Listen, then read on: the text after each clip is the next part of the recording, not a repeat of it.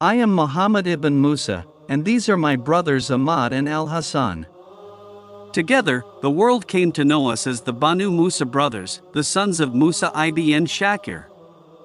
But long before the scrolls carried our names, we were only 3 brothers, children who lost their father far too soon, left in the heart of Baghdad. When the city was at the height of its golden glory, our father had been an astronomer, a man who gazed at the heavens and sought meaning in the stars.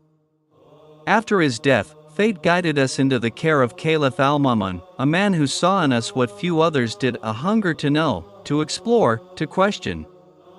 He took us under his protection and placed us within the beating heart of knowledge itself, the Bayt al-Hikmah, the legendary house of wisdom. Inside those walls, the air itself seemed alive with thought. Scholars from every corner of the world, Persians, Arabs, Greeks, Indians, sat beneath oil lamps translating, measuring, calculating. The works of Euclid, Archimedes, Ptolemy, and countless others were reborn in the Arabic tongue.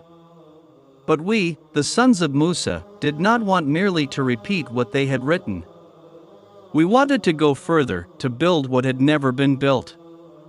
To turn theory into motion. To give geometry the pulse of life, and so began our lifelong obsession, to make machines that could think, move, and respond on their own. Our dream took form in what would later be known as Kitāb al-Ḥiyal, the Book of Ingenious Devices.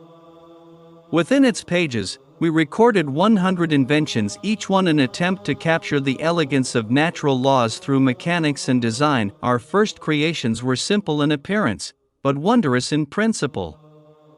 We built a lamp that trimmed its own wick, a device that could feed itself with oil and maintain its flame without a human hand. It was not sorcery, it was science. We had discovered a principle that would one day define the future of machines: self-regulation. A system that corrects itself, as if guided by its own mind. Then came our automatic water vessels, pitchers that poured and refilled themselves, responding to touch, their secrets hidden inside chambers of air, valves, and floating levers. To the untrained eye, it looked like magic. But to us, it was the beautiful simplicity of air pressure and hydraulics, a conversation between physics and design. Our greatest joy was found in the fountains. We built fountains that changed their shapes on their own, jets that rose and fell like music, a silent performance of mathematics in motion. Each shift of water was carefully calculated, each rhythm preordained by numbers. To us, this was not entertainment. It was art made of geometry and logic, but our ambition did not end with water. We dreamed of bringing sound itself to life. And so we built one of our most celebrated devices, the mechanical flute player. It stood motionless, yet when air passed through its hidden pipes and wheels, it played melodies, sweet, haunting, and alive. The first musician without breath, a mechanical being that could make music as humans do. In it, we saw the first glimpse of a future where machines could mimic life itself. We created vessels that emptied and refilled on their own, systems that worked silently using the delicate balance of air and water. They were neither alive nor aware, yet they behaved with intention.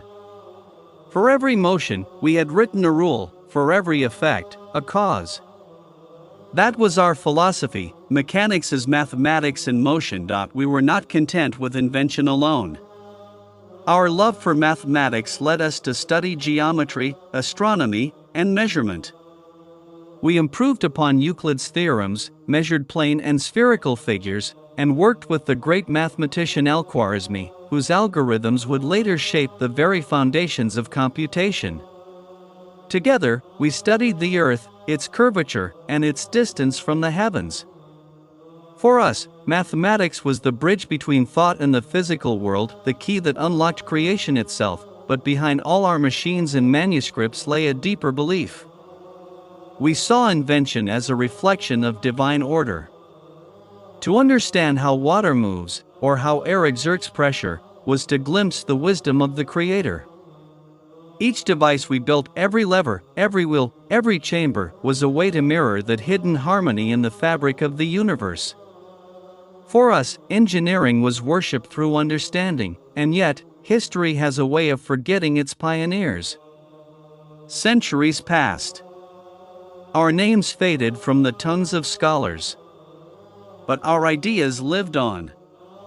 They found their way into the works of Al-Jazari, whose water clocks and automata would astonish the world. They echoed in the sketches of Leonardo da Vinci, who centuries later imagined machines that breathed, flew, and sang. And today, they live in every mechanism that moves with purpose, from the simplest valve to the most complex computer circuit. We, the Banū Mūsā, never sought fame. We sought understanding. Our legacy is not written in the gold of kings or the ink of poets, but in the laws of motion and the quiet hum of machines. Our inventions were made of brass and water, but our dreams were made of reason. And reason, unlike metal, never rusts.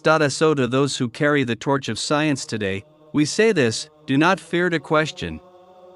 Do not fear to imagine. Every truth you uncover is a thread that leads closer to the Creator's design. We are the Banū Mūsā, and long before the world knew the word engineer, we built the first whispers of a mechanical soul.